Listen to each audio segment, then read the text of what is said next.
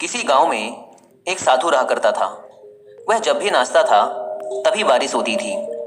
इसलिए गांव के लोगों को जब भी बारिश की जरूरत होती तब यह लोग उस साधु के पास जाते और उनसे अनुरोध करते कि वह नाचे। और जब वह नाचने लगते तो बारिश जरूर होती थी।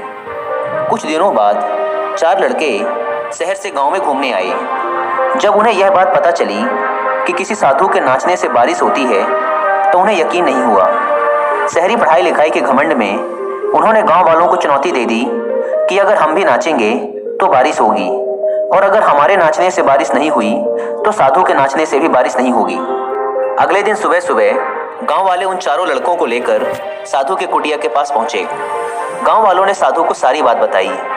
फिर उन लड़कों ने नाचना शुरू किया। पहले लड़के ने नाचना शुरू किया। आधा घंटा बीत गया। फिर पहला लड़का थक कर बैठ गया, पर बादल नहीं दिखे। कुछ देर बाद दूसरे लड़के ने नाचना शुरू किया और 1 घंटे बीतते बीतते वह भी थक कर बैठ गया। बाकी दोनों लड़कों ने भी ऐसा ही किया, पर बारिश नहीं हुई। अब साधु की बारी थी। उसने नाचना शुरू किया। 1 घंटा बीत गया, पर बारिश नहीं हुई। साधु फिर भी नहीं रुका, वह नाचता ही रहा। नाचते नाचते 2 घंटे बीत गए, पर बारिश नहीं हुई।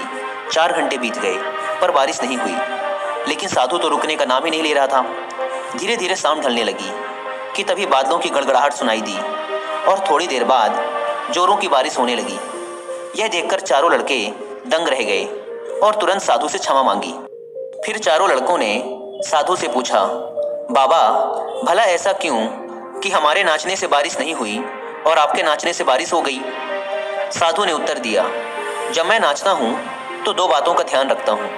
पहली बात तो मैं यह सोचता हूँ कि अगर मैं नाचूंगा तो बारिश को होना ही पड़ेगा, और दूसरी यह कि मैं तब तक नाचूंगा जब तक कि बारिश ना हो जाए। सफलता पाने वाले में भी यही गुण विद्यमान होता है।